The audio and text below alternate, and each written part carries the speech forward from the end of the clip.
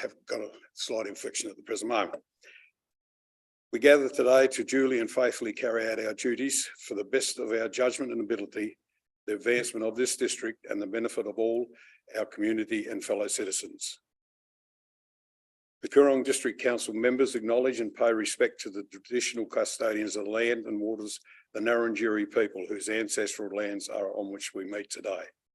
We acknowledge the deep feelings of attachment and relationship of Aboriginal people to country and pay our respects to elders past and present. We also extend that respect to all First Nations. The first item, of course, is apologies. We have one. That's unfortunately the Mayor. Is an apology.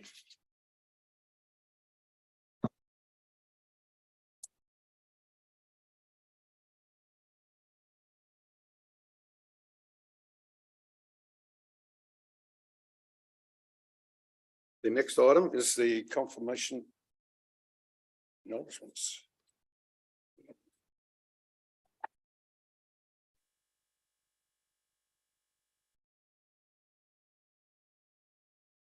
All right. The next is acknowledgements, which we have none. The next item is a declaration of conflict of interest. If any of the members have a conflict of interest, would they please declare it? If not, we'll go on to the next item, which is the confirmation of the minutes of the council meeting held on the 18th of July. Councillor Roundtree has moved. They be accepted. I have a question. I'll take a motion first and then. So will someone move those minutes? Councillor Coleman. Do I have a seconder? Councillor Weidman. Is there any business? Yes, there is. Councillor Roundtree. So at our last meeting, it's motion number 18723. It was the conversation or around the recording of responses to questions without notice. I'm just wondering if the minutes need to reflect that it was a tied vote and that your vote was the casting vote. Do we need to record that anywhere? Because at the moment it just says it was carried and it's 3-4-3 against, but you were the deciding vote. Does that matter in the minutes? I'm just looking through you, Chair. I'm just looking at Ash. I don't think my answer is probably no, it doesn't matter. Thanks, Ash. That was a good question, because that's the first time we've had to deal with that in this council, and this council is quite unique in the way that it records the way it votes. That's the tack that we've chosen because it still shows that a vote has been carried and that the casting vote was then set by the chair.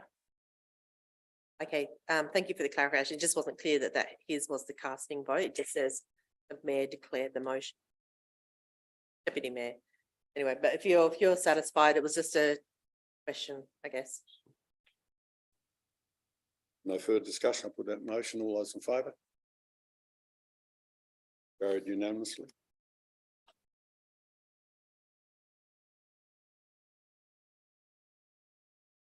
Are we going to?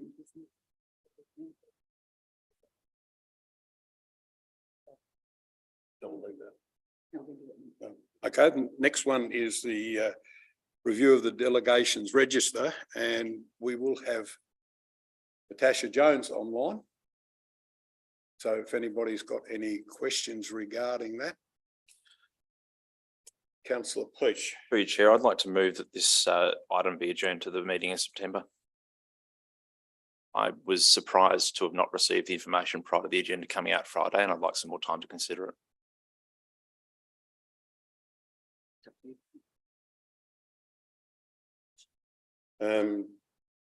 What is the feeling of the chambers? Councillor Blair? I'll second it because, to be honest, for a number of reasons, I haven't had time or the ability to give this a due response on this. I also need some more time. It is a very large document, I must admit. It does take a fair bit of reading. So if someone would like to move that lay on the table. So I've so moved. Thank you, Chair. Councillor Peach. Move it lay. Adjourned. Adjourn it. Okay. Until the We'll September. move it be adjourned. Councillor Peach. To the September meeting. Seconder. for that? And that was councillor Bland. Councillor Bland, okay. No further discussion or that, Councillor Palmer? Thank you. We obviously got enough time, no legislative requirement. With plenty of time. By November, through Chair, is that correct? Sorry, through the Chair, it needs to be dealt with by November, is that correct? Yep. Right, thank you. I'll put that motion. All those in favour? Carried unanimously.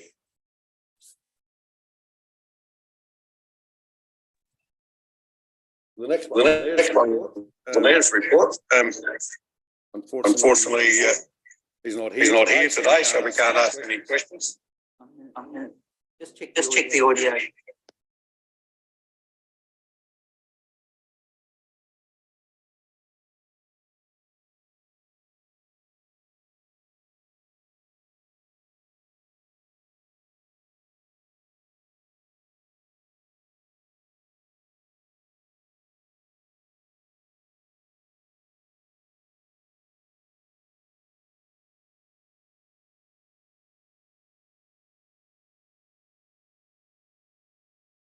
Yes, the mayor's report. Unfortunately, the mayor is not here, so we can't question him on his report, but there it has been tabled. The next item after that is the councillor's report, and we have none. So we'll go on to the next item, which is petitions. We have none. Then we have deputations. We have no deputations, I don't know. No. So the next item then is public question time. We have no public question time. So we'll go on to the next item, which is the amendment of resolution for the Coorong Asset Management Strategy. Someone like to move that? Councillor Roundtree, seconded Councillor Qualman. I think it's pretty straightforward. Is there any discussion required on that?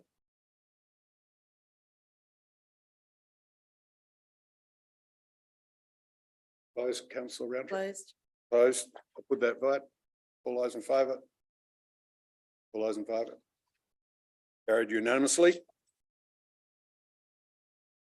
The next item is the amendment of resolution 105/23, the Roads and Transport Asset Management Plan.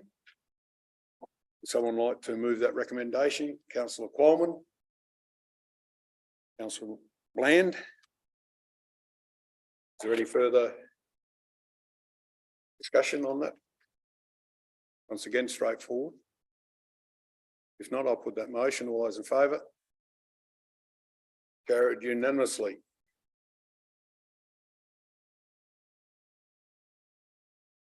The next item is the South Australian Coastal Alliance Draft Strategic Aspirations and Business Plan 2023-25. Someone like to receive that report? Councillor Maidman, Councillor Bland.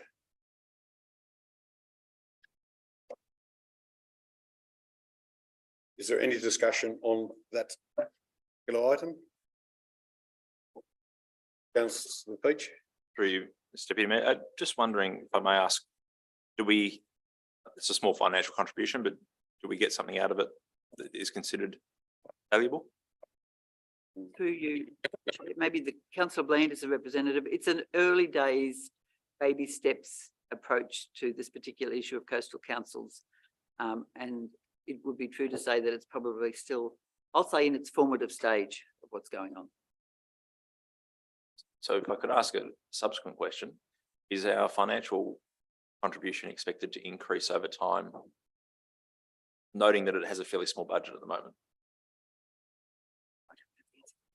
I wouldn't have thought so. I've been to a couple of these meetings previous when they were getting the alliance together, and it is a fairly big problem for a lot of the coastal areas. And it was really, the emphasis was on Port Adelaide and those sort of areas rather than the country. And that's when this alliance has come together, and it's virtually more emphasis now is on the country, what will happen and what has happened. You know, you've got, for example, Tumby Bay Jetty has fallen down, has been shut for 2 years. No one wants to fix it and those sort of things. And sea erosion, you know, we know what's happening at Kingston. So to have more or less a stronger country background in it, I think helps. And, you know, like most of these things, there'll probably be an increase, whether it be CPI or whatever, but I think there's value in it. My opinion, the meetings I've been to. I think if I might, Chairman, is that one of the things I'm struggling with as a proxy listening in on these meetings is that where we actually fit, given that a lot of this is done with coastal councils. Now, we could argue that the Coorong is coastal, but we haven't yet been able to resolve, while we're inclusive in this, whether or not the Coorong, because it's probably about the only area and the areas that we actually have responsibility for. So given the number of major jetties on the coastal area, we're probably not getting much of a look in for some time at this point in time, but I think probably we need to have a discussion at some point about where they see the Coorong, and we haven't actually seen, because that's probably the only area that we have an input into. And it certainly needs infrastructure at different times, but it also sits with the department rather than necessarily with this group. So I'm still a bit grey on our the context in which we would work yet. So there's so much history there to pick up that I haven't actually probably got my head totally around it. And when you've got to deal with Kangaroo Island and as well, they have, everywhere else seems to have such major problems that we will look quite small in comparison to dealing with some of this. But you're right, the jetties along the coastline are pretty much, a lot of them are a mess. Thank you. No further discussion. Else closed, Councillor Maiden. Close. Thank With you. the motion, all those in favour? Carried unanimously.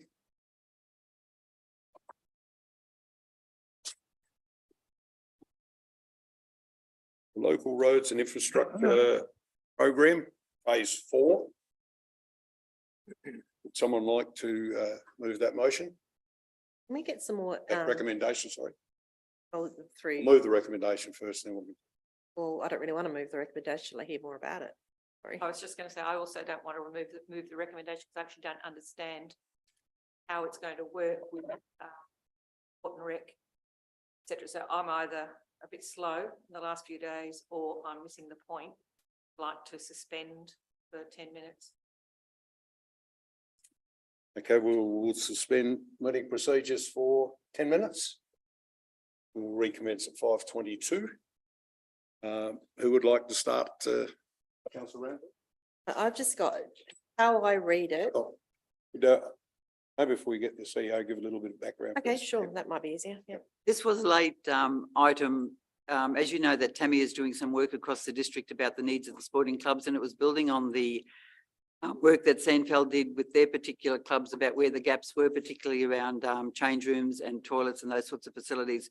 We haven't finished that piece of work quite yet, but last week the state came out and announced the grants through the Oars program through their state recreation body. Now, we had intended that the sporting bodies across the district would be able to apply for some money through this grant and leverage it for the Oars grant. So it was a way, but we thought the state government would not have their grant available for a little bit more later in the year to give us time to finish our work. So this has been put together, probably not quite finished, but we need to go to LRCIP and nominate a program for not necessarily the whole 750, but for this part of it, which we briefed you on a couple of months ago now. This component of it to how do we upgrade some of the sporting facilities, because we knew the state was coming out with some money. And even today, the state's come out with another $18 million for women's sports infrastructure. So it's a bit of a moving feast. And I know that we're asking you to endorse a part of that program, but if we don't do that tonight, and I know this is a bit it's not as tidy as you'd want it to be. The sports grants for the state finish on the 26th of September. So we didn't have the luxury of waiting for the September meeting and briefing you further in the middle of it. We could do that with a special meeting, but given that we'd already briefed you about the options for the LRCIP, and this was one of them, it's not new in that sense. We thought we'd pop it in here to, so that we could then continue with taking the actual program to LRCIP for their endorsement. So some things are happening in parallel rather than sequentially, which is what we would prefer. Does that make sense? Yes, my question is around the sporting complex improvements, and you've just mentioned change rooms. Is that the only area that we're No. looking at? And how we actually talk to all sporting groups across the district? So we've surveyed cricket, tennis, bowling, football, netball, 5 or one more. Tennis? Golf, yes, correct. About what their needs are. So it was a needs analysis that we did, which we wanted to then overlay with what the Sandfell audit had done late last year to determine what were the needs across the district. And it came on the back of most sporting clubs, particularly the football and netball, saying we need a refresh of our toilets. Now, most of the toilets sit on the lease from council, but the infrastructure is the community groups that leasing it. But it seems to be the one area that comes up a lot to say we don't have the money to do these things. So we haven't even worked out what the criteria would be, which we are doing right now to come to you with a workshop for next Tuesday. But in terms of the timing, the thing that's driving this, I suppose, immediacy is that the state government's grants close on the 26th of September. So they only opened last week and they closed on the 26th of September. And if we, as a council, delay this part of it, we're basically locking out any of them to leverage any money to increase their grant to do what they need to do. So the content of the grant will come to us at a workshop Yes, next week, yes. as against just the general point that you want to look at a grant for 250. Yep. Thank you. I'm okay with it. Any further questions? No, that was so fine. Councillor Quallen, sorry, I Yeah, that's right. Thank you. couldn't see it in the grey shirt there, sorry. While we're in suspension of orders, we only got standing orders. I just wondered, I should have put it to the CEO or to you, Mr. Chairman, that regarding the special projects officer, there's probably a conflict of interest for me. So when we go back, no, it's all right. For you, Chair. No, you have nothing to gain personally from that. Right. Just wanted to clarify. Thank you. Just one question. I did notice there was a email sent out by the officer and it only went to the netball and football clubs. No, bowling, tennis, golf. We haven't got anything back from Tintinara. No, well, that's what I'm saying. I was shown it yesterday. And it's only got the bowling and the netball and football on I think we, well, it. And, click here to answer. I'll check, but I'm Yeah. convinced, yeah. I just wondered about cricket and tennis in particular. So they're definitely been surveyed. Okay, no problems. So, No, Absolutely. yeah, I guess one thing that was confusing me, because it was a local roads and community infrastructure program and it talked about sporting complex improvements being a shovel-ready project. Were the other shovel-ready projects on our list already considered, or is this grant that we're looking for specific to sporting clubs? This was the one that we brought to you in that briefing to say this is an option for part of that 750. Now, you might decide as a council group that you don't want this program out of the 750 and you want to do some more work on it. But because we'd briefed you on this part of it and I really didn't get any feedback at all about that not being part of it. And we were waiting for the state to come out with their grants, which I said probably came out earlier than we thought. We haven't finished the piece of work that the staff member's doing yet. We, on Friday, decided to bring this to you so you could have a discussion and decide whether, because if we don't do it tonight, and this is not, we won't be able to nominate it to LRCIP and we'll basically lock some of those sports clubs out of applying and leveraging any money from council, which we may end up as a group giving them anyway. Now, out of the, I don't know, number of sports clubs across the district, we probably will only get 4 four at the most of grants from the state, but we have no idea which ones will be successful and which ones won't. So it's a tricky business in a sense of trying to maximise the grant for the sports clubs, trying to, I suppose, look at the infrastructure that causes the most grief and the most conversations, and the feedback is that it's around toilets and lights, and leveraging all sources of money for the benefit of those sporting community groups. And it's not neat in any sense of the word. So through you, Chair, if the grants aren't successful, does that 250,000 just go back into the 751 pool, or? So that's what, at the workshop on Tuesday, we want to talk to you about that. So whether, is there a way, and we haven't worked out the detail yet, I'll be honest about that. We haven't worked out how we might do this and suggest to you what's a good way to do it. But we think that there's either one of two ways. One, it's an application process and they take the risk of leveraging the grant that they may not get. And that's what we do every day with some of our grants. Or there may be an appetite in the chamber to say, we've got 5 major sporting clubs. We know the things, toilets, council will use that money to fix up the toilets that most people in the community think are ours anyway. And then after that, we'll update the leases and from then on, it's the sporting complex's responsibility to look after them. So you can do it from a full application process, which would be really a very tight, quick one, through to council, us recommending to you. We suggest that you divide it by 50,000 for each of the 5 big sporting clubs across the district, and we fix up the toilets. So, and there's no one answer. Through you, Mr. Chair, we won't necessarily, some of them won't necessarily all want toilets. For example, cricket clubs that work in the same club, processes would all be in the same, but then you get a golf club that probably isn't going to be looking at toilets either. So how does that work? Are you looking at their alternatives where they have other information? So remember, you're not going to stretch your 250 too far. The golf clubs that we've surveyed, the overwhelming thing they want is irrigation. We know irrigation doesn't fit into LRCIP, so we can't even put that up as part of it. That's both sporting golf clubs that came back to us, which was the one here in Tailem Bend and the one I think at Tintinara did come back. It was about irrigation, and the state has not paid any grants for irrigation for as far back as we can see. And LRCIP generally probably wouldn't accept that as infrastructure. We could test it, but we're pretty certain they won't. So we'll get all these details. Yeah, the overwhelming thing with the 5 big sports clubs was 4 of them wanted toilets and 1 of them wanted lights. And the toilets, it's different too. It's not like some of the toilets aren't functional. Some of them just need a birthday. Councillor, please. I may have to declare a conflict of interest in asking this question because it relates to a golf club, which I remember, which has just been asked. But further to what the CEO has just said, when it talks about infrastructure, are they defining infrastructure as community infrastructure?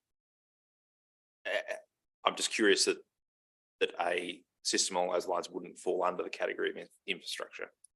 You mean irrigation? Irrigation, yeah. I don't know why.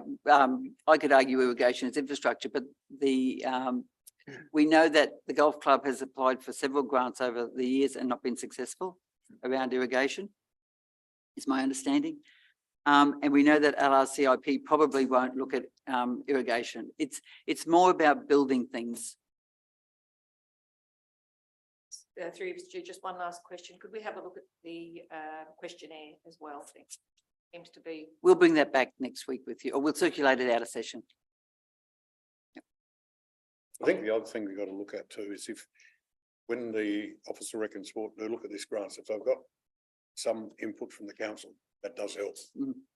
There's no guarantee you're going to get any grant from the Office of Rec and Sport. You put in for 4 or 5 years before you get them, but if you don't put in, you're under chance. And so this is one way of probably helping that. Yeah. Sure. And councillors, look, this is probably the most untidy agenda item for a long time. But we just had in terms of timeframes, we knew we had to do some things in parallel rather than sequentially to get any outcome. Now, we might come unstuck at some point, which means that we can't go any further, but if you're not in it, you don't give it, we can't test it. And normally the grants come out in September and then you're notified in February. So they're closing in September. Yeah, So that's right. So it's a bit of change. Yeah. Yeah, it's earlier. Okay. Now, we're back in business. Does someone like to move that recommendation? Councillor Roundtree. Seconded councillor Bland. Favour? Carried unanimously.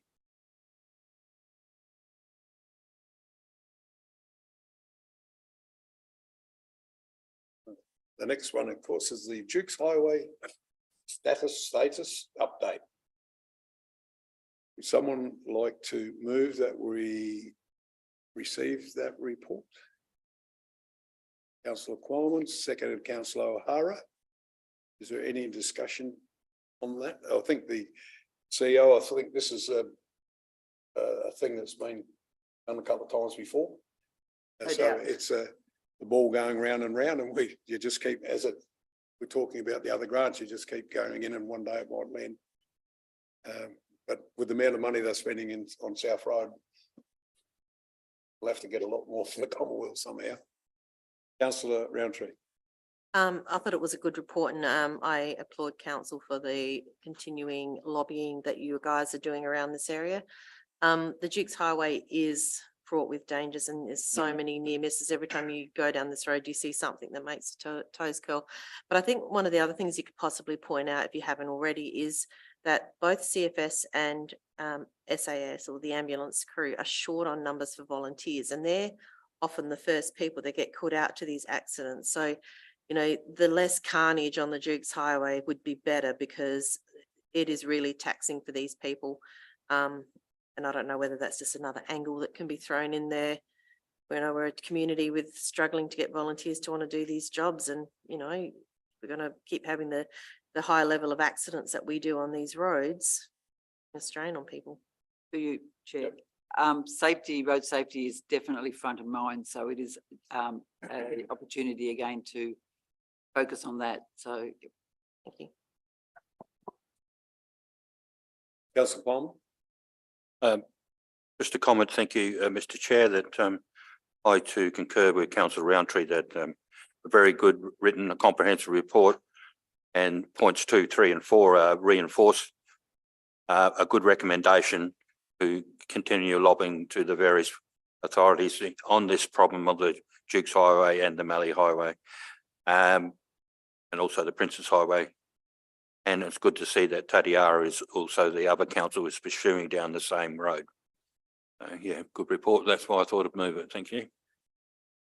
It is an interesting scenario, because some time ago, I think councillor O'Hara was with me at Ballarat, and it was this sort of thing was run, and it was a duplication of the highway from Melbourne to the South Australian border. Western Highway, yes. And the particular council had put an ad together, and we thought at the time, well, that was good.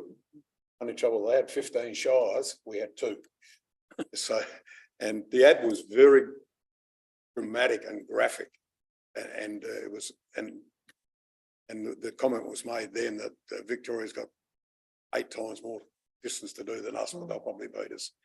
But if we don't get in for it and keep pushing, we won't get it. So, all right, councillor Coleman, you close that. I'll close the debate. Thank you, Mr. Chair. That motion, those in favour? Carried unanimously.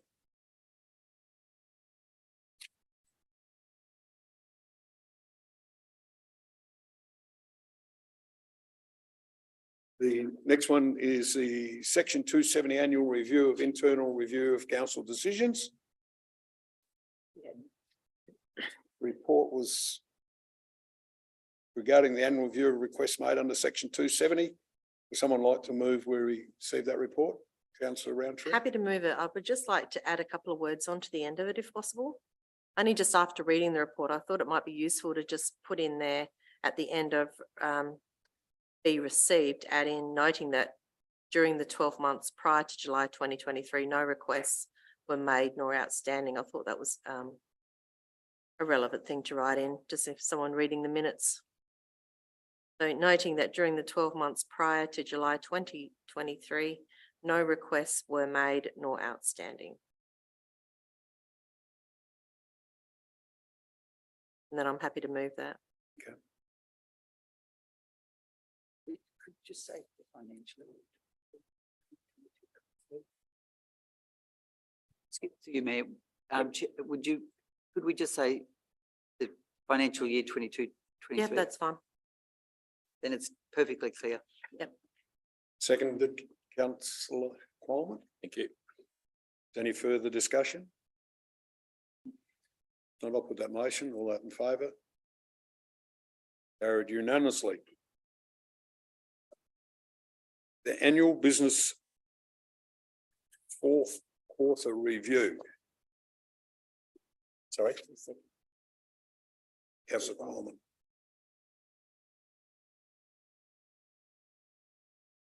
Would someone like to move that we adopt the recommendation?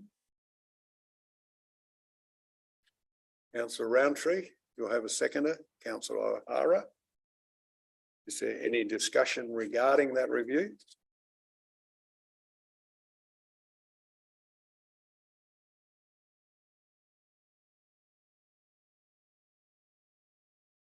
If councillor Coleman, Thank you, Mr. Chair. Just find a bit of a confusing statement here on what you could say, page 34, upgrade the Darling Bend Train Park. It says measure replacement of playground perimeter fencing and construction of shelter over historic train. And then it says tickets complete. Well, that's not quite technically right because they have completed the nice fence and concrete plinth.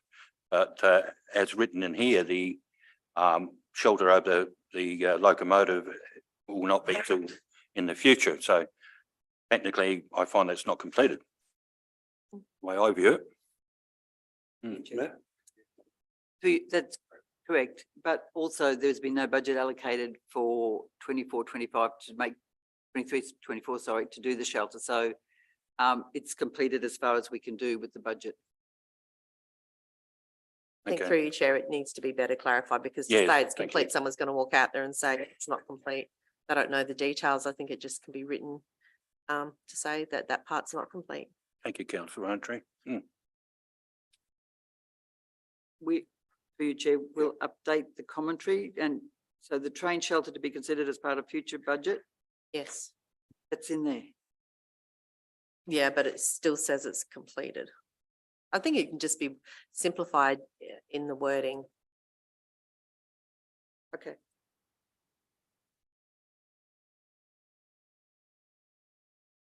I can see where you're coming from, that it was that the request is there and it says in the commentary that it's not going to be done. Maybe it should have said partially complete. If we talk the project design and the street master plan out with that.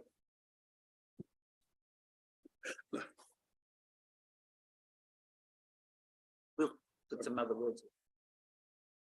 You're happy to leave CEO to do some other words about? Mhm. Anyone else got any? Now, Councillor Peach? Thank you, Mr. Deputy Mayor. Just a question, if I may, around the ICT strategy. Noting focus on cybersecurity and understanding that aspect of it, but telephone systems. Just wondering what we're looking to achieve there. So through the chair, in the budget for this current financial year, have some funds available, in particular for customer service phone systems. They're very dated and we can't get spare parts. That's one of the critical things. So especially, the first point of contact, we want to have some reliable equipment. And as I said, we don't want to have critical systems.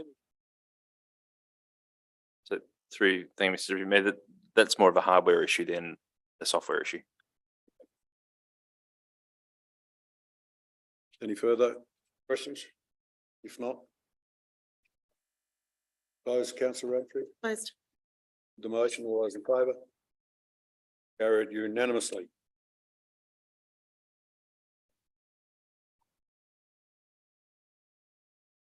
Bylaw review, which we had a workshop on last week.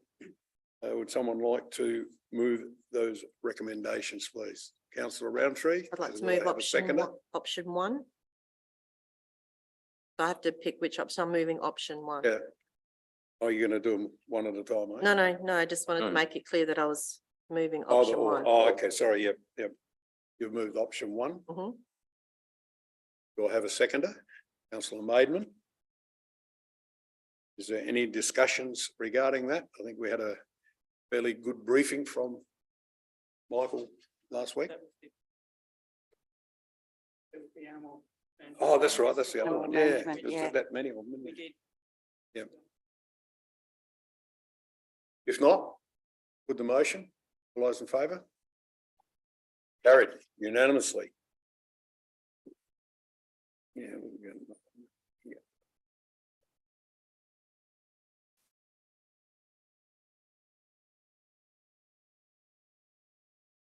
The next one is the intention to grant lease to Canalpin Oval.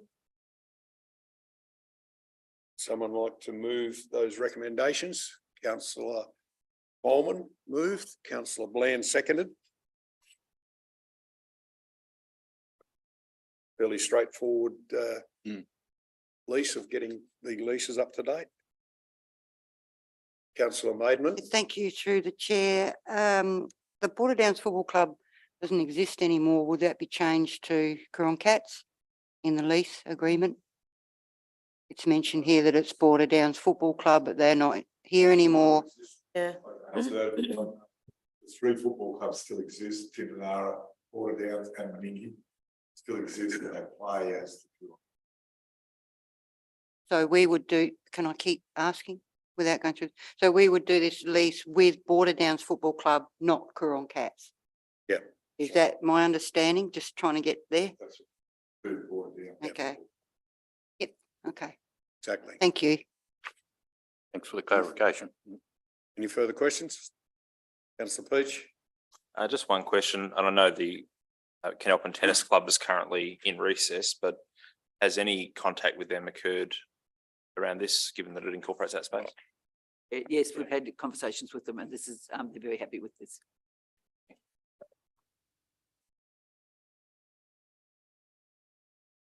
Close, councillor Coleman? Yes, close. I'll put that motion. All those in favour? Carried unanimously. Right, the next one. It's the old Tailem Bend ferry landing. Hang on. The recommendation there. Someone like to move? We received that recommendation. Councillor Maidman has moved that. Someone like to second it?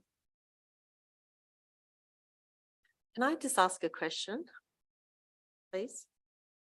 I'd like to get a mover in a second, then we can discuss it if you like. Councillor Coleman, seconded, thank you. I'll open for discussion now. So through you, Chair, my understanding is that pretty much we're not gonna, we don't have the budget to do anything and Heritage aren't interested in putting any money towards it. We're just stabilising. That's, to go any further with the work that we've done, remember we briefed you probably just after Mm. Christmas. And this is one of those projects where we have to work with the state. It is heritage listed and it ranges from do nothing right through to council wanting to have a Rolls Royce model for it. And at this stage, there's no budget. We know that any restoration of any sort is probably about $50,000 away before you even start thinking about doing the work. So what we're proposing to you is that we continue to work with the state about the landing, which I have to be frank, have shown very little interest in that sense. It's a bit like most jetties along the coast. And so we think because it is in our parkland, but that at the most we need to keep it tidy so it looks like somebody does love it. Mm, mm. Councillor Maidman? Yes, thank you, through the chair. I noticed that the report attached to this was 2021. Has there been any further investigation for any flood damage that may have happened? Or like even as we as a council, maybe not just Heritage? Through the chair, what happened after this report was the flood.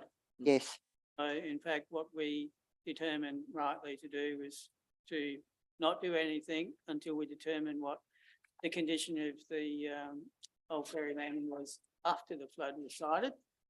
But also to tie the issue to the flood.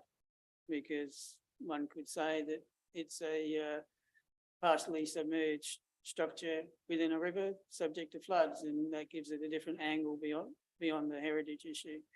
So it's only really recently that we've started to visit it again. And as the CEO said, there isn't a budget to do further investigative works. So hence the recommendation is to start a dialogue again with the state government, but on both that issue of flood safety, heritage. Yes, I think our reason I asked is if there was damage, it could then mean more money put in by council having to whatever, restore, keep it up to date, whatever we ended up decide doing. That's why I asked if there'd been further investigation with that. Councillor O'Hara. Yeah, I'll just like make my comment on it. I can't understand why. I can't understand after this thing, it's was heritage listed, then let the heritage people look after it. I can't see why the council would put any money towards this at all. And there's another one at Wellington. We'll be up for that next. Why would we? Okay, Councillor Mayman, Close. closed.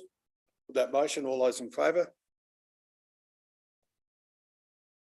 Against? Voting for the motion is Roundtree, Wildman, Beach, Maidment and Bland, and voting against the motion is Councillor O'Hara.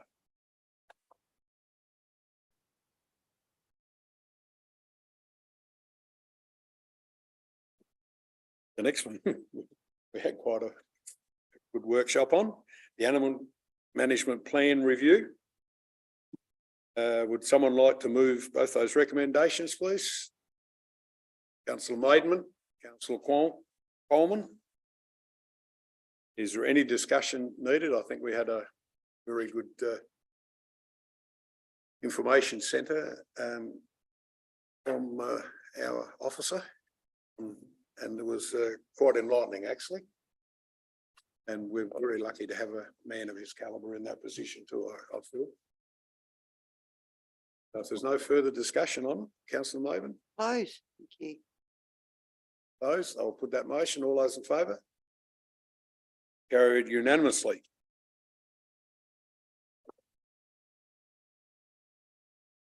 Right, the next one.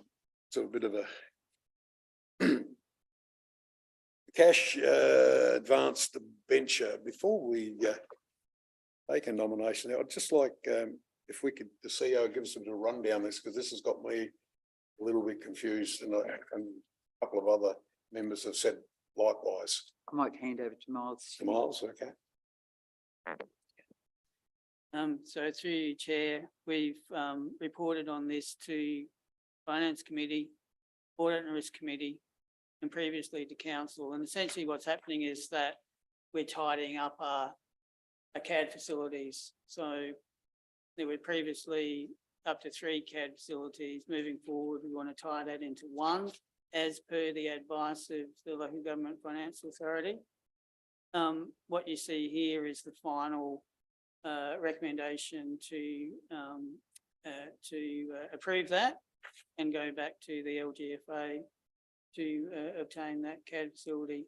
Now, it was going to be more than what we're determining here, but that we have been advised by LGFA that the $4 million is Coorong's limit.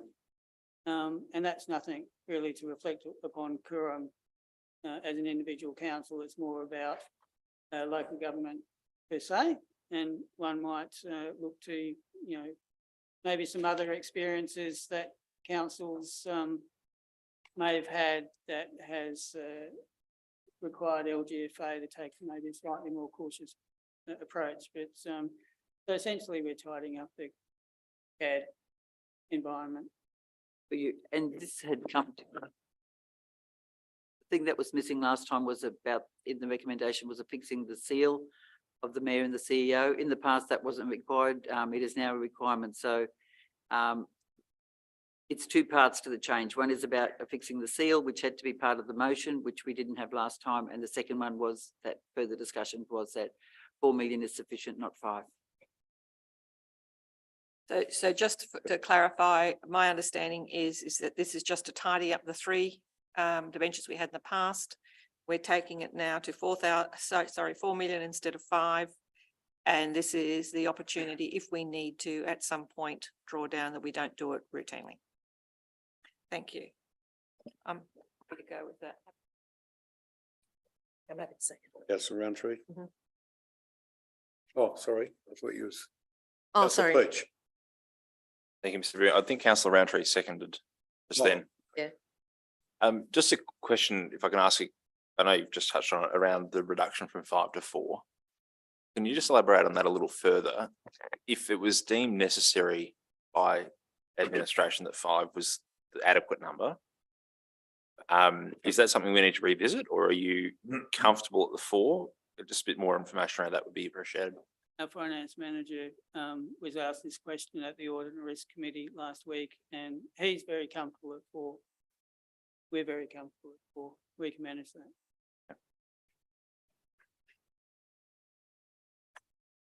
Just one clarification, I think I'm right. You, actually, the interest rate is not worked out to draw down on, is that right? So the 2.3 at the present moment, we haven't drawn down, is that right?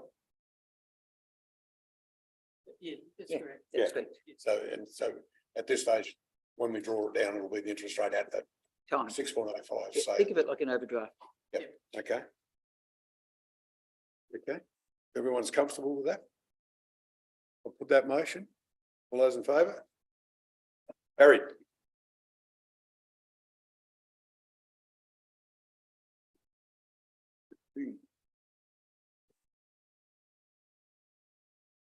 The next one is item 13, rates administration matters.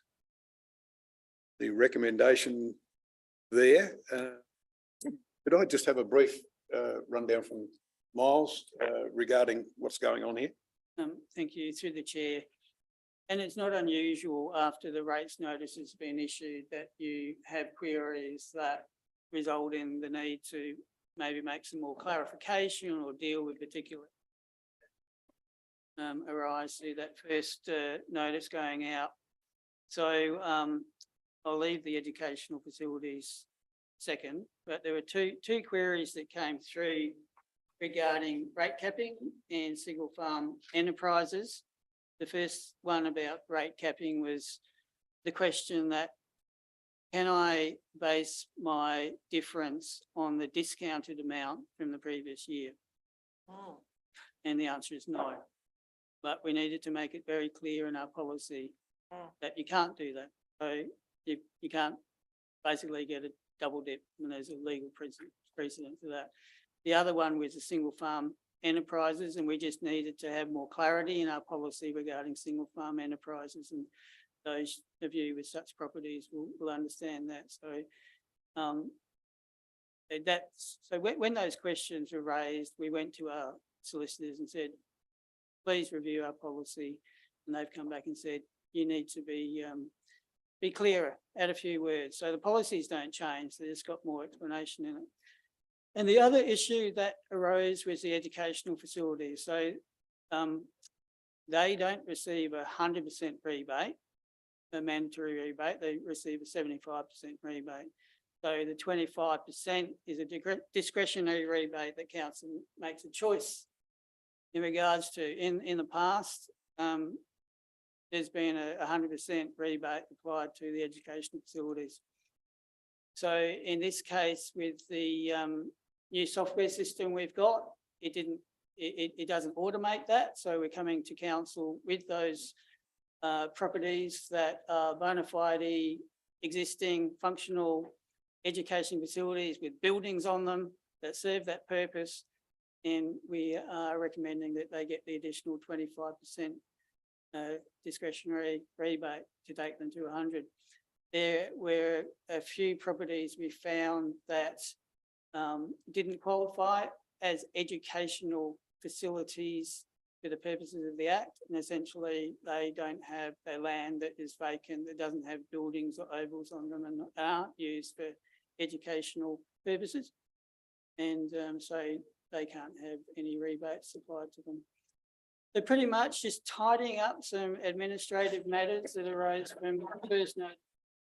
We can sort those out in the next week or two. Councillor Roundtree. So did you just say that they were getting an extra 25% or a total of 25%? Get a 75% mandatory Right, okay, and there's a 25% discretionary.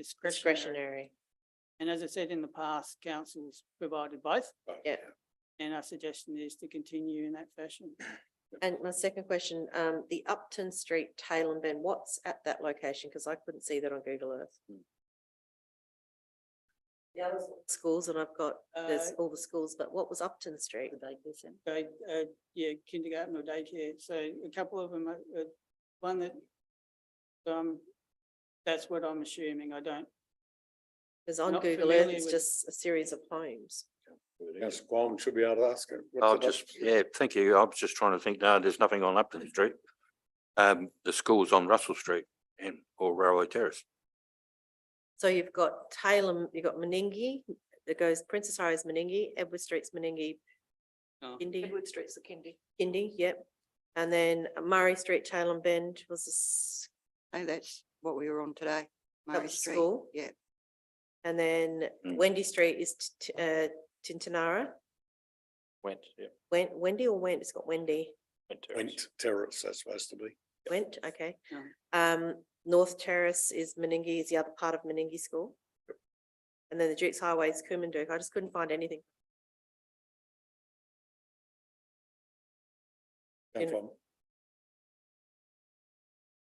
Councillor Moban. Yes, thank you through the chair. I was actually going to ask a question on whether put in brackets next to those assessment numbers and names, what they actually were. Not only for our benefit, for anybody that may be reading this. I mean, we could do a blanket, eligible education facilities, just a blanket. Because we don't actually have To name them. no.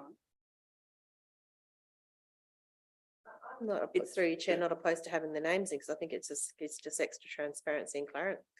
And clears it Mm. up. I was just concerned about, I just Google Earth, what did the Google down Upton Street and just couldn't see, other than residential, what was on there. Yeah, Upton Street's got no school But or it's only and Kindergarten? Just houses. No. got nothing. It's all, it's all residential. housing. It's up there. next to it. Unless, It's not. unless for some reason, Down by the that's their extension line. registered. Well, I wondered if it was teacher housing, but then that would also apply to Duke's Highway, where there's also teacher housing and other streets where there's teacher housing. Who owns it? Education Department owns ones at Coomanduk. There's 3 teacher houses at Coomanduk. Anyway, something to get These are back on. schools. They're not- Schools, not housing. That's right, but Yeah. I'm saying that if Upton Street was a teacher housing, there'd be other teacher housing that was listed, that Exactly. should be listed. Through you, Chair, can I suggest that if we remove the individual ones and say that the 25% is applied to the existing educational facilities that already receive the 75% rebate, and in the background, we will check on the Upton Street one, but rather than doing it line by line? Oh, I'm not suggesting we go line by line. I just wanted to know what it was for. It just taken on notice, you'll get back to us. It's probably legit. If they're already receiving the 75, it's probably legit. I just wanted to know what it was. I don't know. Okay, well, you can get back Councillor to me. Page. Just further to the wording mentioned by the CEO, then I take it from the absence of Canalpin on this list that the 75% understood, but I'm asking if the 75% has been taken away from that facility. We've written, so through the chair, we've written to the education department to say that we won't be applying a rebate to that property. Through you, Chair, I had another question as well regarding the wording single farm enterprises occupied by the same persons. I'm just curious as to where and why that wording has come from, given it's the Act talks about a farm enterprise, wouldn't it be occupied by the same business? Through the chair, the words come from our solicitor. In fact, the exact words, I'd have to go back and get a further explanation about that. But, We can and take quite that on. happy to bring that back.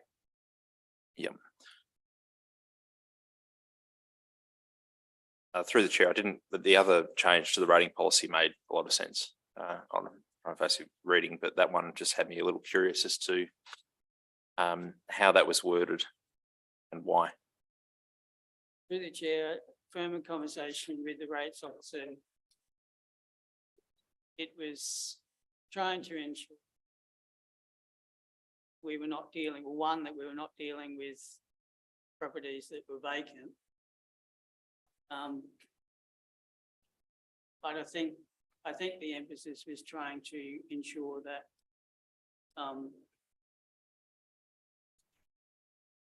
essentially was the family Okay. living on a property. So the reason I have an issue with it is occupied by the same persons. A lot of farmland is vacant land. Doesn't have dwellings, it doesn't have, and I know I'm taking occupied to mean right of access, etc. But I would have thought that wouldn't have been an issue in the first place. Look, I'm quite happy to come back with more information around SFEs. But again, what we had previously obviously was quite light. We've got more information, which was as recommended by our solicitors. Mhm. But, in order to provide more context around that advice, I'd have to come back again with another report. Through you, Mr. Chair, does this particular aspect need to be actioned tonight? The SFE one does, because we've got queries. We've got queries that need to be dealt with straight away that hang upon this definition, this information. And through you, Chair, this isn't another instance, as I see it in the agenda tonight, of a policy change that hasn't been given to councillors before the agenda coming out for the meeting. I would appreciate a little bit more information around this sort of thing going forward. We can do that. Policy change though, is it? It's It's not just policy change. part of it's upgrading a mistake, which has been caused by a new computer system. Particularly in single farm enterprise, you don't have to have a house. It's just that is a business. That's what- That's my view. There's no change to policy here. It is clarification of words. So if the words, No, respectfully, I disagree. Without understanding the context of the change, it introduces the concept of person. Right. So it is a change without understanding the rationale for the wording. It could be expanding the scope of what's in there currently, or also decreasing it. It's probably, no, I don't think it really is, because we are fixing up the 25% rebate, which would automatically No, education part before. And the other is whether if you had a 20% increase last year and you appealed against it and got it back to 10, well, I knew that was a fact as soon as it went on your rating last year. In fact, some people, over a period of time got 30% increase, even though they can get the 10% rebates. previously, I'm not disputing either of those items at all. Understood them. This is to do with the change of language around single farm enterprises. So no issue at all with the education one or the percentage one. This is solely to do with my question is solely to do with single farm enterprises. Well, maybe I'll put that to Ash. What would be the way forward here, Ash? Do we just let this lay on the table or defer it? Would be so you Chair, there are a couple of things we have to do, particularly with the rate capping, because we have inquiries. So that's probably the most urgent part of the policy. Would that be right, Miles? Yeah, Yep. Policy, but. So Well, would we move recommendation one, which is the 25% rebates. At this And stage, you, and Through you, Mr. Chair, I am comfortable with. Probably not comfortable. Adopting and then revisiting, would that be, That would be helpful. that'd be very helpful. so through you, Chair, how would we, Subject to clarification is the words of the governance officer. Or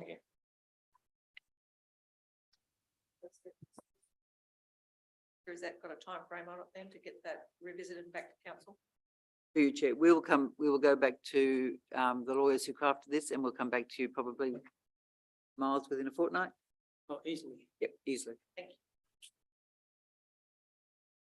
so we're proceeding how? I believe the governance officer is, Okay, Enterprise wording. right, can I have someone move that motion? Councillor Peach, seconder, councillor Roundtree,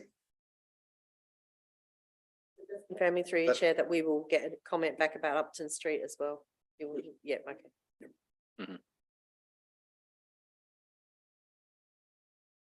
close, councillor Peach. close, thank you. With that motion, all those in favour? Carried unanimously.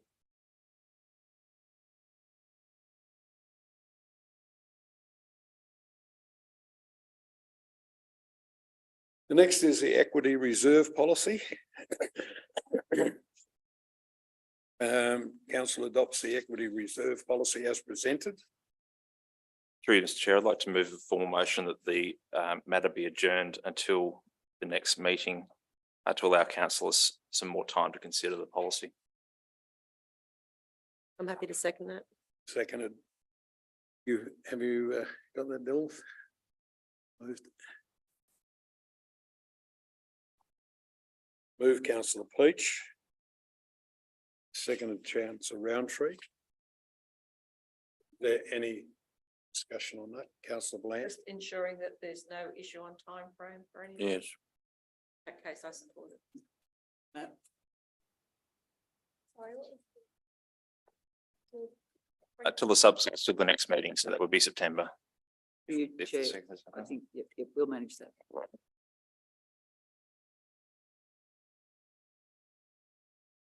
You happy with that motion as written? Yes, thank you, Mr. Chair. Okay. Seeing as adjourned, there's no further discussion. I'll put that motion. All those in favour? Carried unanimously. The draft flag flying policy. Through you, Chair. I'd like to move that this policy be adjourned until elected members have had a chance to either provide feedback to staff on the draft policy. It's a well-written policy, but it is not in line with the motion that we passed at the last meeting, and I would like an opportunity for councillors to provide feedback on this one before it gets Councillor Roundtree, can I just mention, this is only going out for public consultation. yeah. I That's what you understand. really want it for, not what we think. It's what the public thinks. So This is in relation to a motion we moved at the last meeting, that there was a policy be developed, and we haven't had long enough to look at it, and I would like a bit longer. So I'd like to move that it gets adjourned until we've either had a workshop on it or we've only just seen it. I'm up there. If anybody wants to move this recommendation, I want to move it. Oh, you mean the one that's there? Through you, Mr. Chair, a formal motion has occurred to adjourn it. And I'm happy to second that formal motion. okay.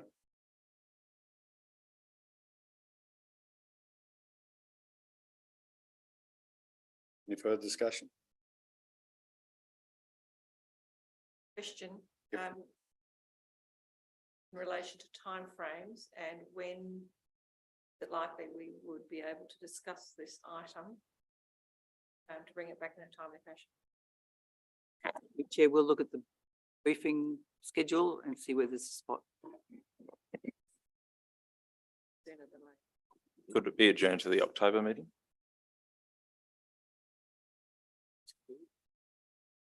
Councillor O'Hara. Through you, Mr. Deputy Mayor. I mean, really? The flag flying. We already moved a motion on it at the last meeting. And now we want to have a workshop on the flag flying?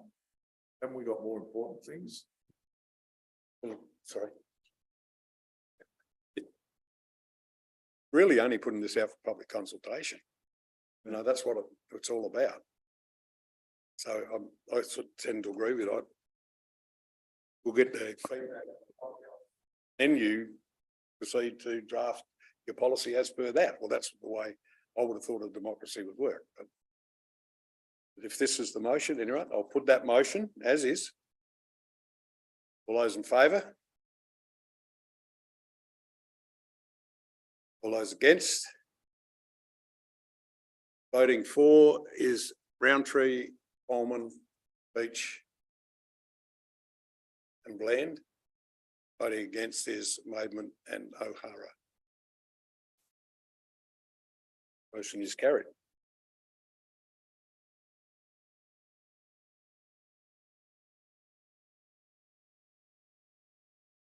Can we just clarify? Can we do that vote again? Can we just clarify the vote? Oh, can we do that vote again?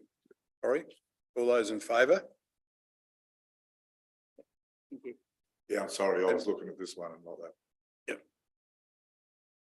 Okay, the next item is the revocation of work, health, safety and return to work policy.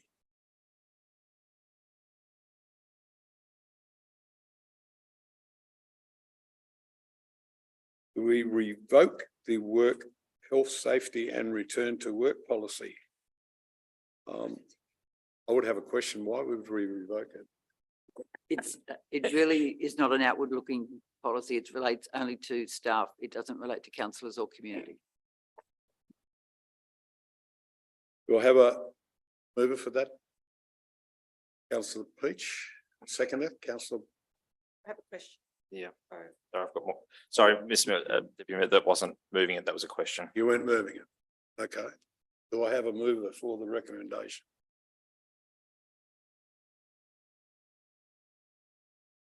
Okay, do I have some discussion regarding it if somebody has got something?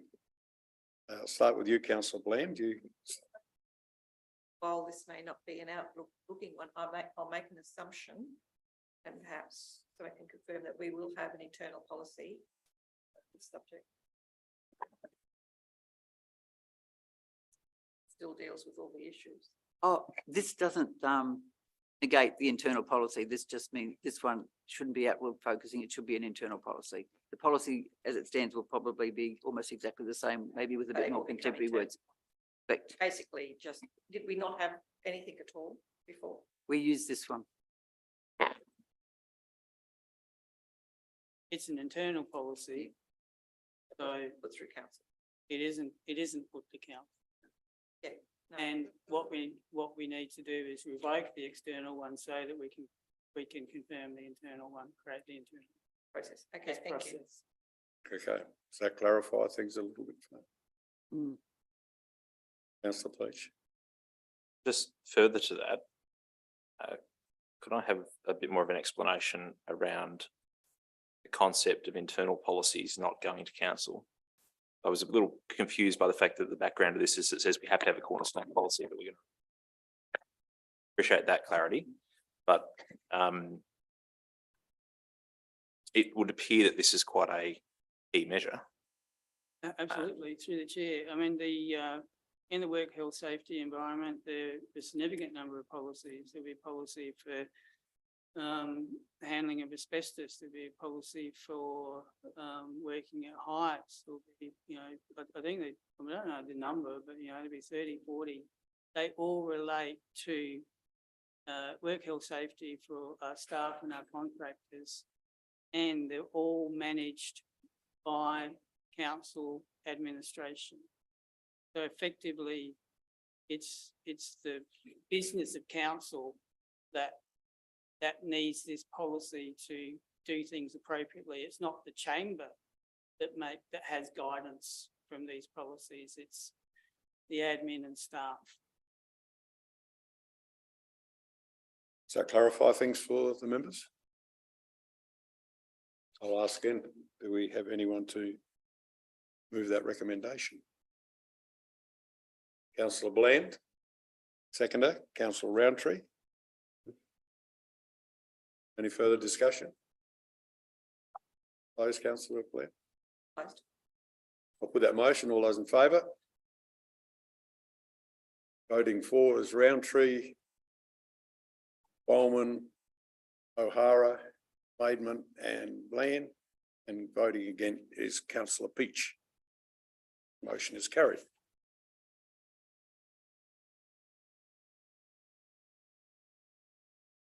Next is the item 18, the Finance Committee meeting.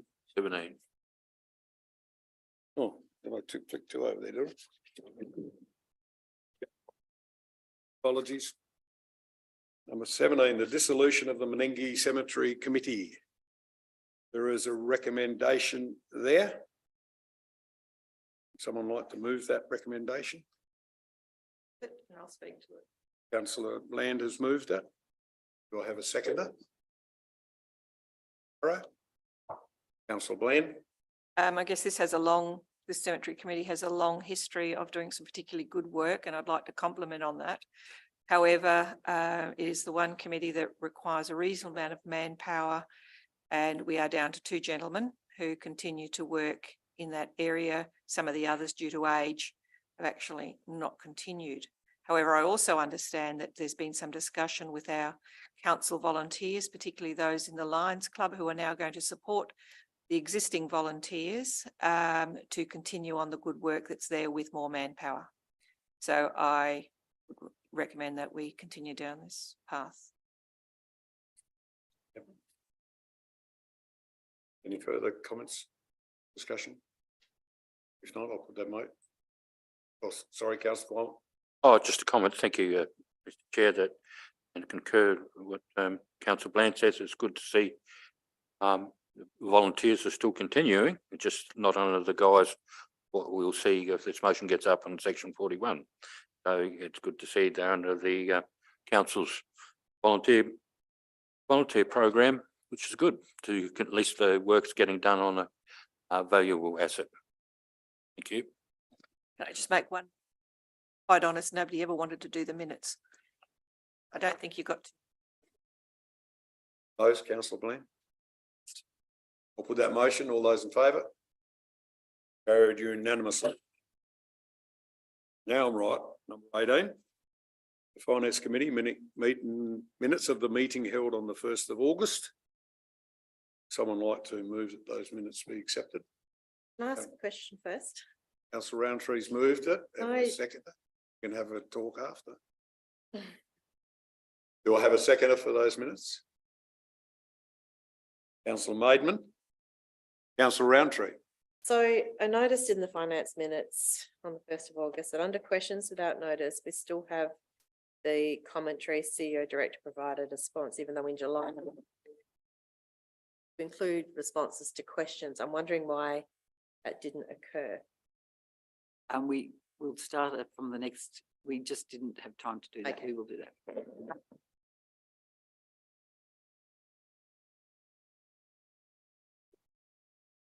Any further comments? Close, councillor Roundtree. Closed. I'll put that motion. All those in favour?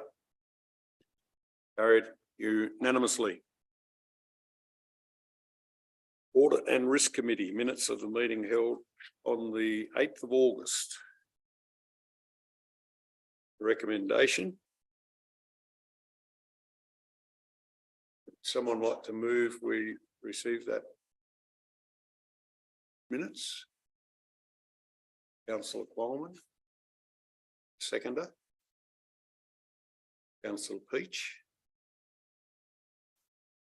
Is there any discussion regarding those? Councillor Peach. I have a couple of questions. One specifically to do with audit and risk. Noted that there's some legislative change coming in November in Local Government Act around audit and risk committees. I ask if there's any understanding? I think the independence. Thank you. We made the changes last year in anticipation of them. It's about the independent members, and we already have the independent members, so we already meet that. Thank you. The other questions I had If I could ask for commentary around item number 7, which is the anticipated review of fees and charges. And also around items number 8 and 9, so 7, 8 and 9, if there's a possibility for further commentary around those, to get a greater understanding of where those motions came from. Let me just get back to. The motions came from, sorry, the motions came from the actual agenda. Sorry. What I'm asking is what the feedback was around those motions, to be more. Hand over to Mark.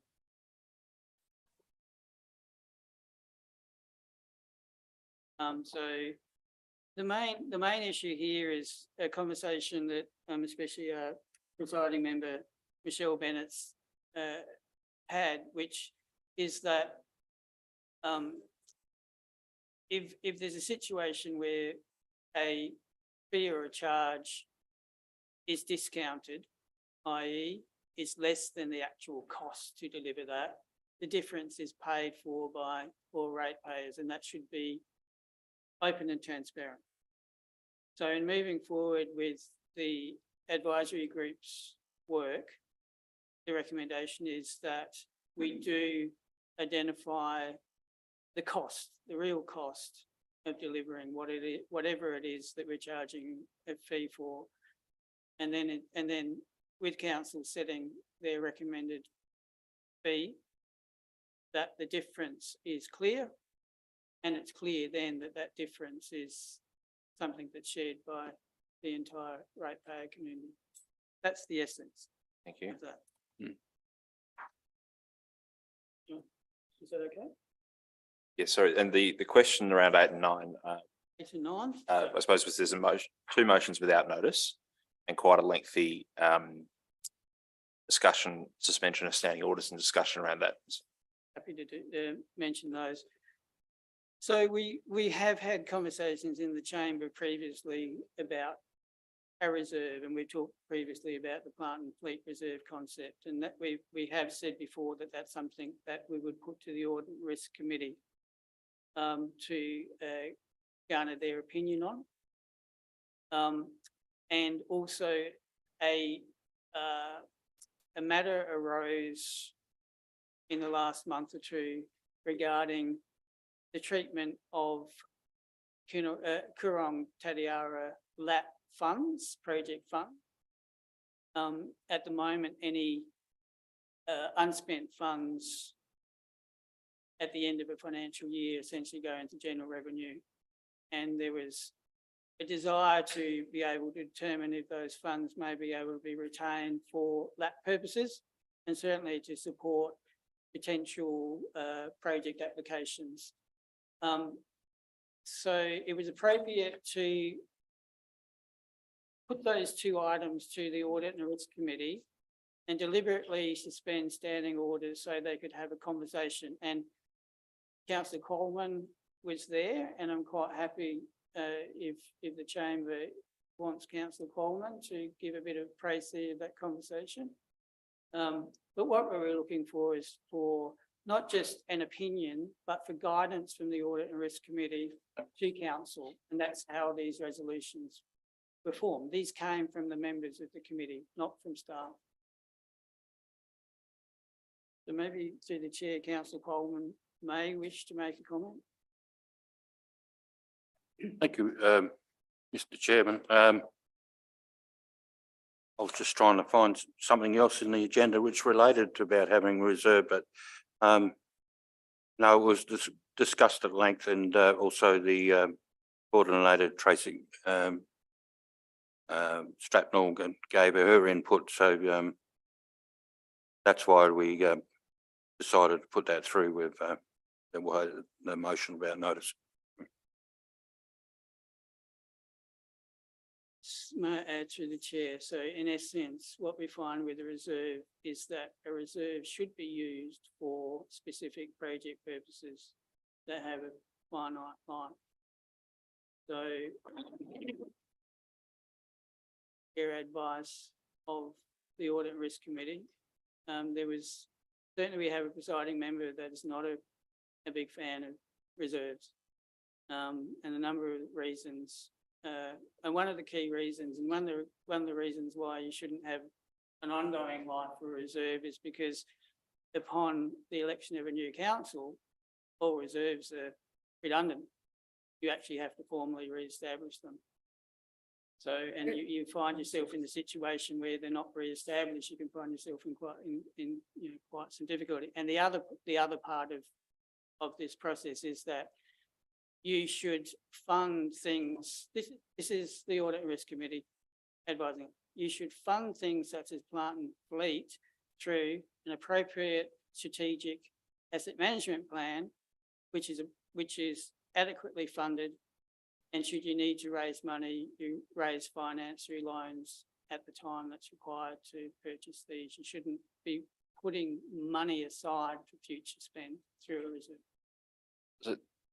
Councillor Beach first. Through you, Chair, I did note that, and that comment that Miles just made around reserves becoming redundant at the election of a new council. I did note that elsewhere in the document, and I was quite curious to find out how and why that is the case, as I would have thought that if it was a standing motion of the previous council, it would continue until such time as it was revoked. So if I could ask for, not necessarily right now if that's not available, but if we could have some guidance around where that comment, the grounds for that comment. I'll take that on notice. It's probably not the main basis for the recommendation from the Audit and Risk Committee.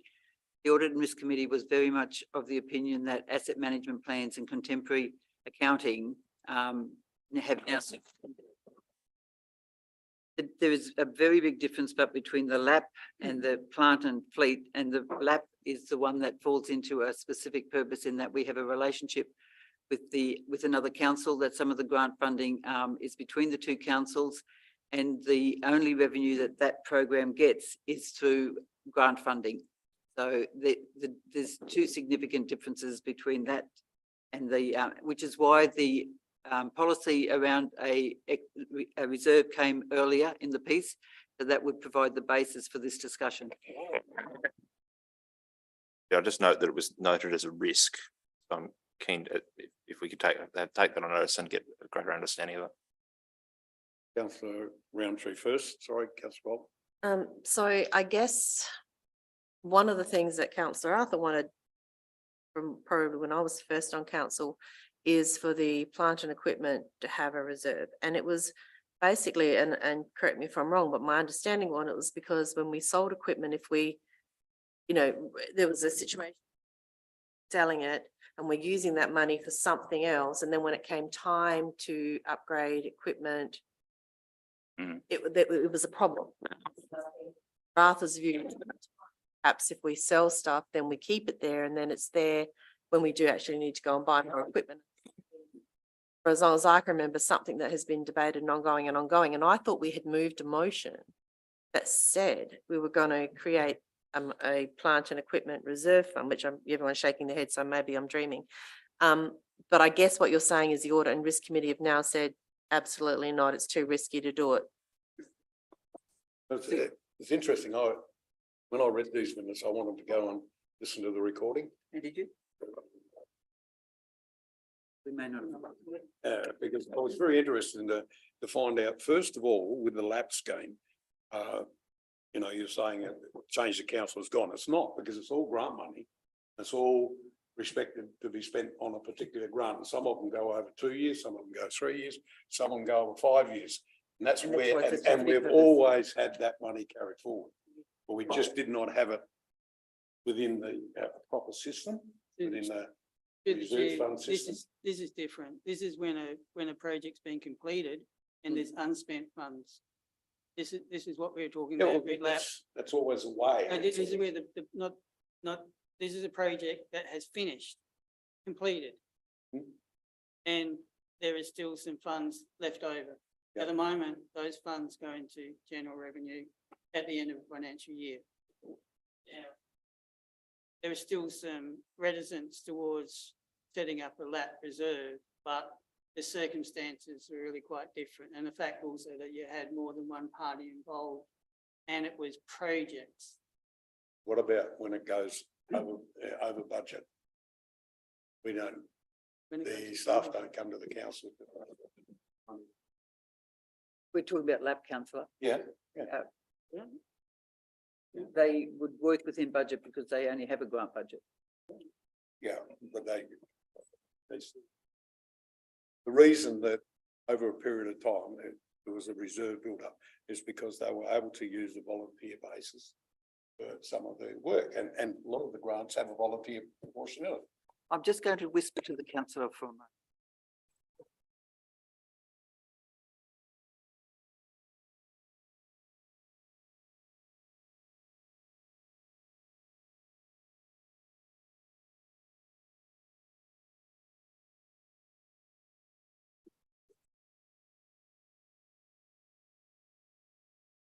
Sorry, councillor. The other thing is, I thought is rather plant and fleet. I wanted to find out why they didn't recommend that, because of the fact that it was going, even the staff agreed on, we should have that. And, you know, I'll ask an example of the corporate and Director of Corporate and Community Affairs. At the end of this financial year, we've got $1.5 million in the budget for. We only spend $1 million. What happens to $500,000? Stays in the bank.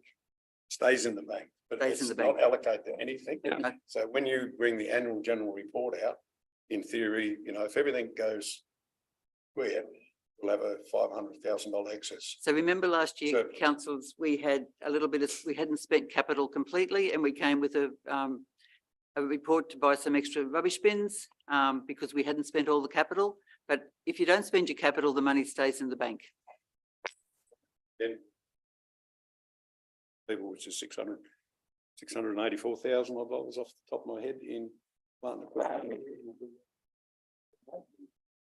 We spend that extra 500,000.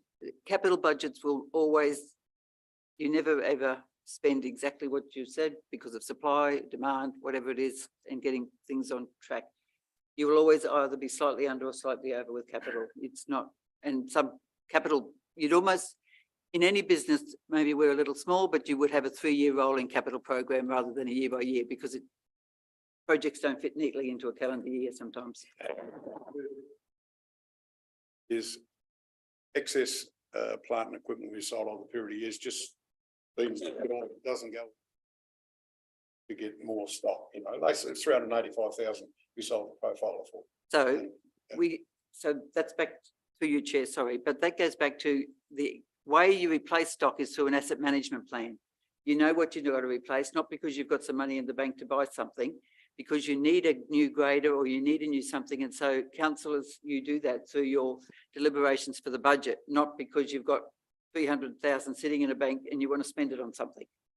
That's the problem we've had over the last few years, is we haven't had the money available to buy the equipment, so we've actually deferred it.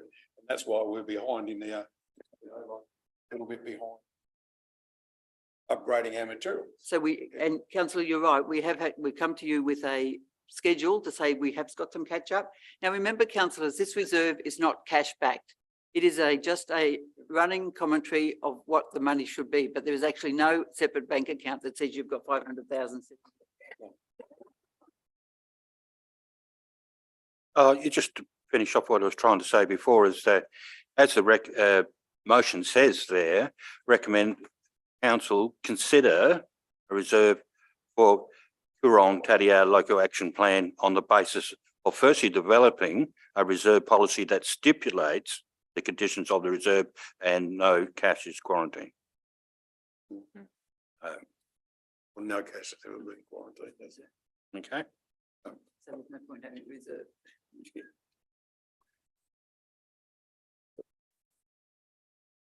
Okay. There's no further discussion, councillor Qualman? No. I'll close. Okay, I'll put that motion. All those in favour? Carried unanimously.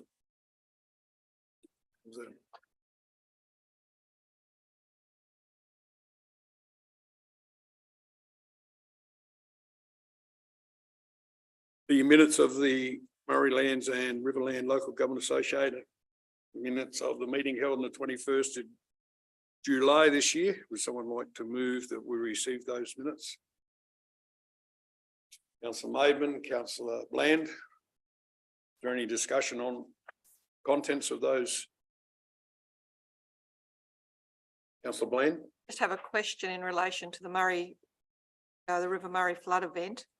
And certainly the support note was, there was a vote of thanks to the state government. I was just interested to know what we looked at in relation to the supports in this area, given we didn't have this were as affected as badly as those upriver. Through you, Chair, I'll answer it and then Matt can fill it. All we did was ask for reimbursement of our direct costs, which I think from memory was about $70,000. Okay. We didn't go for anything else. We are having a discussion with the Commonwealth about whether there would be an opportunity to, under a betterment program, and the Commonwealth is keen to look at betterment projects after the flooding event, to see whether Wellington East and the water there would be a betterment project. I would have to say that it's probably a long bow, but we thought we'd have the discussion. Landowners in our district received support. Numbers, no idea. Through you, Chair, I know that there's a couple who are on the floodplain that way, and possibly the landowner next to the ferry that was flooded. And I think that's probably it. Yeah. I would say no more than that. Further questions? If not, I'm closed. closed. I'll put that motion. All those in favour? Carried unanimously. Next item is the Chief Executive Officer's Information Report. Very important document. I'll ask if anyone's got any questions first before we move it. Councillor Roundtree? Two things. Can I just get some clarification when we get to these things? Do we have to move a motion before we can discuss it? Because we fluctuate. Sometimes we have to move a motion before it can be discussed, or we normally, but we can't have a discussion before moving it. Because we're about to. And You have before- to accept the motion, otherwise it Can't doesn't, talk to it. governance doesn't make sense. No, I had a question. Someone like to move the, I find this so say the baffling. report, Councillor O'Hara? Have a seconder? I'm confused. I'm sorry, Mr. Mayor, Mr. Chairman. We normally have to move a motion before you can talk. Well, But we're not consistent on that at all. but if you had a question to clarify something before you're prepared to move the motion, Correct. point that you've got. Complicated, Good Mayor. not always been consistent. No. That's.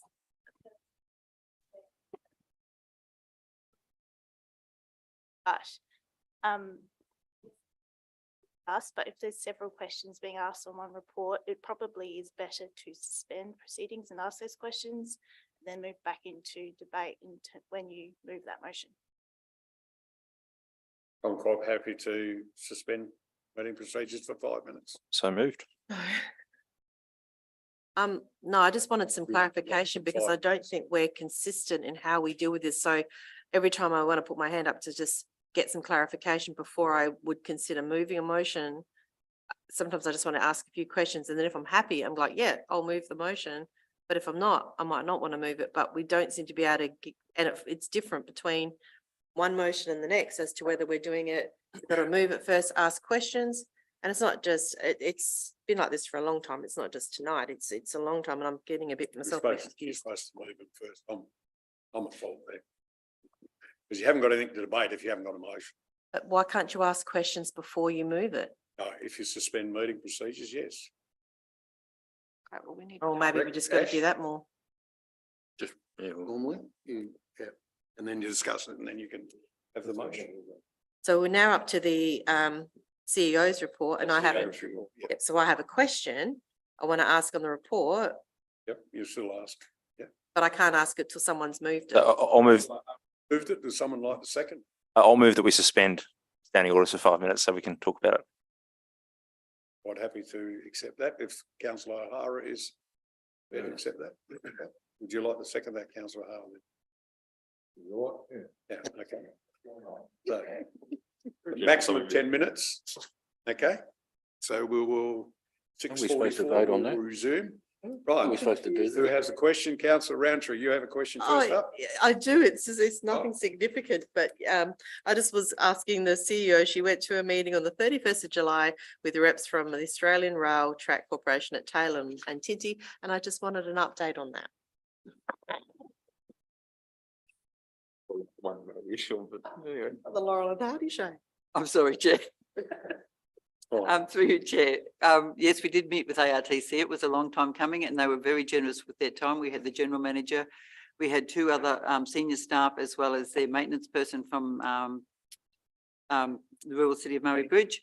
And we went and inspected both the rail corridor here and the one in Tintinara, as well as a couple of roads where we have sealed it as we move in Boothby Road and Cross. thank you. Sealed it to the railway line as per as far as we can go. They have already followed up with a second meeting for us, and they listened really quite intently about the concerns, particularly around Tintinara and the inappropriateness of the traffic, the train crossing there, and what a preferable location might be. So I think the mayor's words were quite heartened by their response. Any further questions, councillor Coleman? Thank you, Mr. Chair. To the CEO, July the 3rd, Joint Council Affordable Housing Meeting via Zoom. We have the final report from the consultant and the four councils are meeting on Monday afternoon in Keith. So I'm off for a drive to finalise that discussion and then go back to the consultant.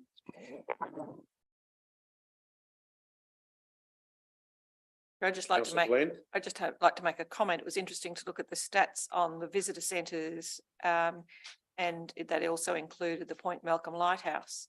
It was sitting right up there with the visitor centres here at Tailem Bend and Meningie, which I find interesting given the absolute lousy weather we've had. So quite impressive number.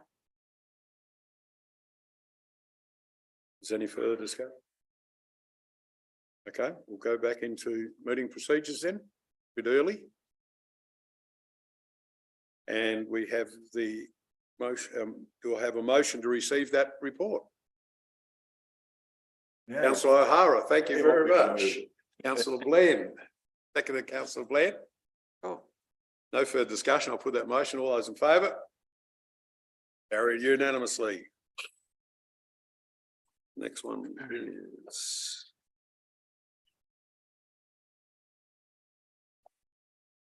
corporate and community information report. Did you want to suspend meeting procedures to talk about this one I'm first? too nervous. What? You know, open to I'm a little suggestions. overwhelmed. If not, I'll ask someone to move that report. Great. Is there any discussion regarding that report? Very good report. As always. there was a good. No discussion? I would, Oh, councillor Peach?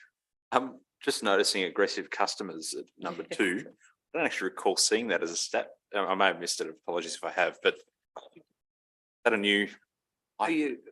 We very rarely have some, but we have had, and I think it was the same customer. Yeah, it's an incident, sorry, yes, and it was 2 incidents.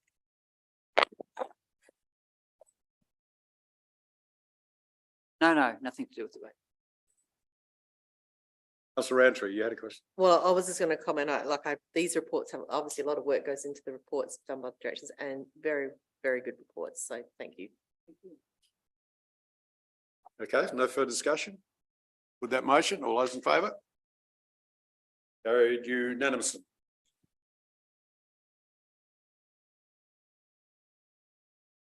The next one is the all important infrastructure and asset information report. Would you like to suspend meeting procedures quickly or No, you'll move the motion? Move the Councillor Coleman, thank recommendation. you. Thank you, Mr. We'll Chair. have a seconder. Councillor Maidman. Any discussions regarding the report?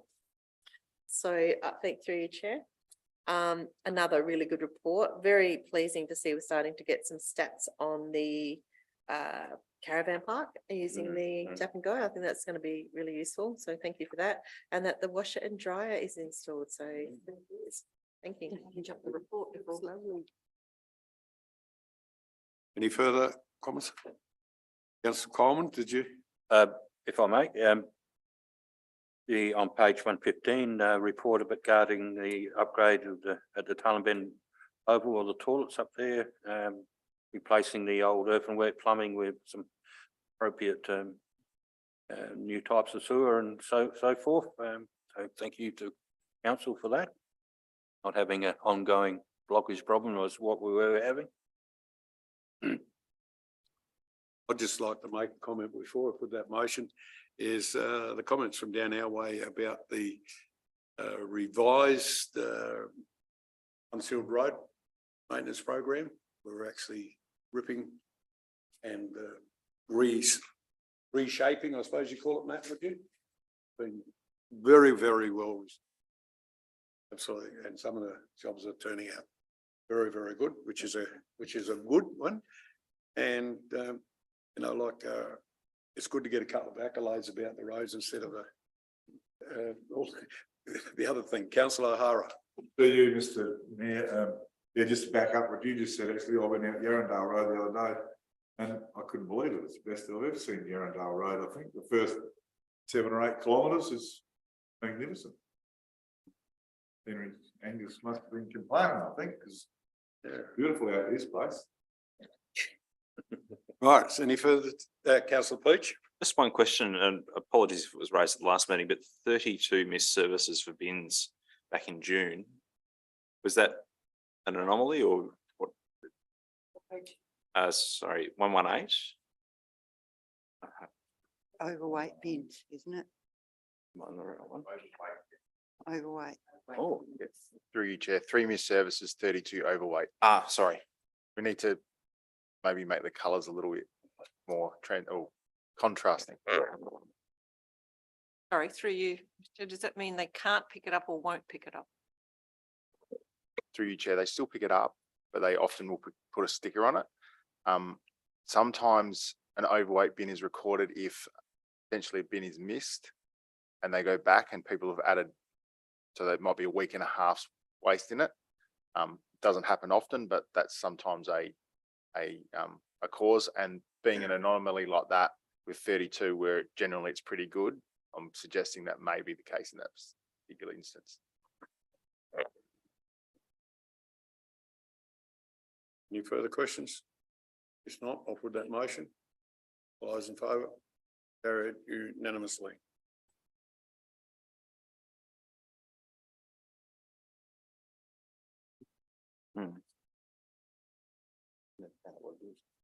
Questions with notice? We have none. Questions without notice? Councillor Coleman, you have a question without notice. I certainly do. Thank you, Mr. Chair.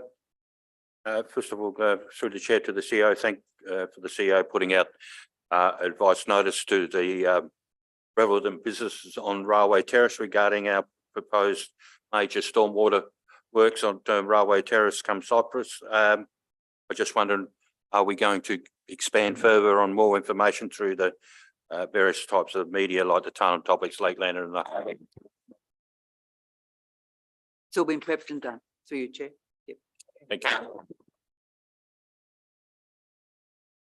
No further questions without notice. We'll move on to the next item. Motions with notice, we have none.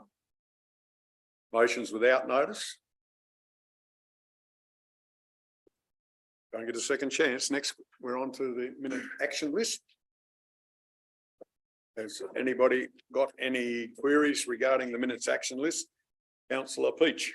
Just regarding the Salt Creek toilet block, and noting that item 6 on that list was due to come to the council in September. I just wondered how that's tracking. We have just yesterday or just in the last couple of days had the a recent conversation about the style of the toilets. So that conversation is progressing. We haven't, because we're not in control of the project, that date will now change, but we've had that ongoing discussion about what the style and things like that about the toilets. Any further? Councillor Qualman. Thank you, Mr. Chair.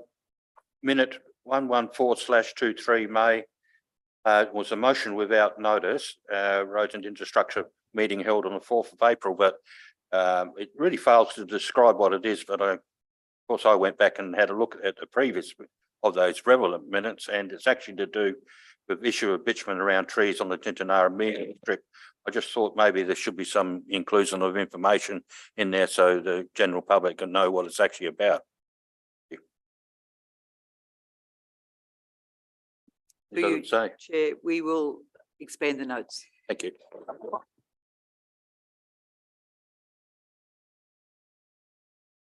No further? Just, Is, sorry, Miss, sorry, councillor just Bland. the, sorry, through you. 040/19, which is I think the last one on the page, and that is the potable water for East. I'm just noticed that it indicates, I think, September this year, but I'm just wondering how the discussions are progressing. Through you, Chair, we have a briefing coming to council. To find a space. The director has finished the presentation on the most recent discussions. SA Water have given us a proposal and we want to bring that to a workshop with you.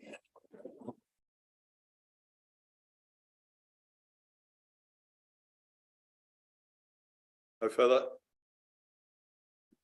On the action list? If not, now what do we do now? We close the meeting and we have only a confidential item left. Yep. So the recording of this will stop while we go into confidence. Thank you. We'll have a brief. Close the doors. Yeah, we'll just have a brief.